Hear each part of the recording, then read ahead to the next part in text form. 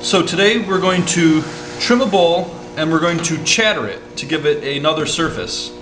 Charting can be done a few ways, but I found for me, I do it best when trimming and I get a more consistent result. So you're going to start by centering your piece. That's all normal. The difference comes from your tool selection when you come to trimming, how sharp your tool is and how you hold it. Chattering ends up being something that happens to beginners that is unwanted, which is very seeable. It leaves chatters where you don't want them. It's rough, it's not controlled. It can leave your foot and stuff a mess. Well, hopefully by now, or you get to a stage where you control your trimming and you want to do more with it, that you get bored with smooth, clean pots. And this is one of the ways to address that. First thing is having a really good trimming tool.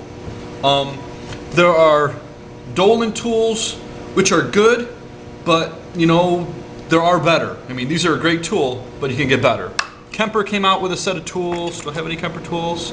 Kemper came out with a set of tools that are a lot like Dolan's, but weren't quite them. Dolan, I guess, is making tools again, but the grand poobah of all the trimming tools are Bison tools. There's no getting around it. They're made from tungsten carbide.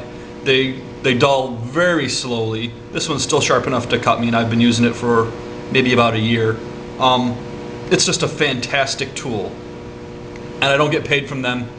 But hi, Mr. Bison, I'm promoting you.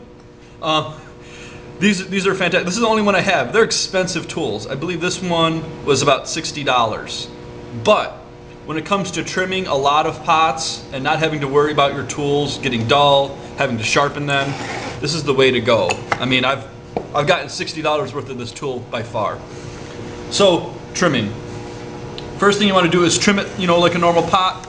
Get rid of the extra clay that you have. Even out that surface.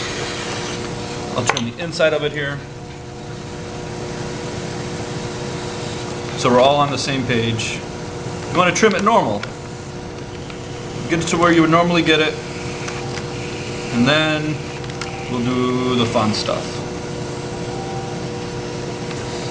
So, it's all cleaned up now. Now, sometimes, this is fine. I want to reiterate, smooth is fine. I really enjoy smooth, clean pots. But sometimes you might get bored with it.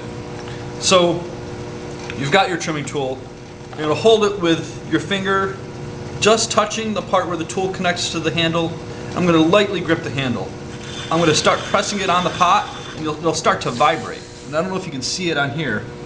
Probably not yet. But that vibration is the tool bouncing, cutting, coming up, and cutting again in a pattern.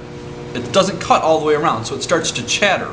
If you're holding your tool too loosely, and if you're getting chatters and you don't want them, you're usually holding your tool too loosely and you're not being aggressive enough with it. That's why Bison tools sometimes have that, people complain about them, that they're too sharp, that they're chattering. It's because they're not being aggressive enough with the tool. If you put it on the clay and you really push and you cut what you want away and you're not being timid and like, oh, then you're going to get chattering. But if you, get in there and you just cut, you're not going to get chattering at all. So, back to what we want though, chattering this time. I'm going to lightly hold it and let it bounce on the bowl. And then I'm going to let it continue to bounce and then move up. I don't know if the camera can pick it up as it's spinning. You can actually see the chatters. But when it's stopped, you should have a nice, like, whoosh of chatter. And now you can improve on that or, change it up. Right now I'm holding the tool like this, which is causing the chattering marks to move like that. You can hold it like that in an area, get the chatter started again, and almost cross the chatter marks so you get a variation. And you can do that the whole pot. This works on cylinders, anything that you would want to trim. So now I have 3 distinct chatter patterns. Let's see if I can lift it up here so you can see it better. I don't know if the light, there, that might work. So you guys can see the chatter. Now you put a glaze on that and the glaze breaks on the edge and pulls in the depression and it can be really pretty. And there you go, chattering.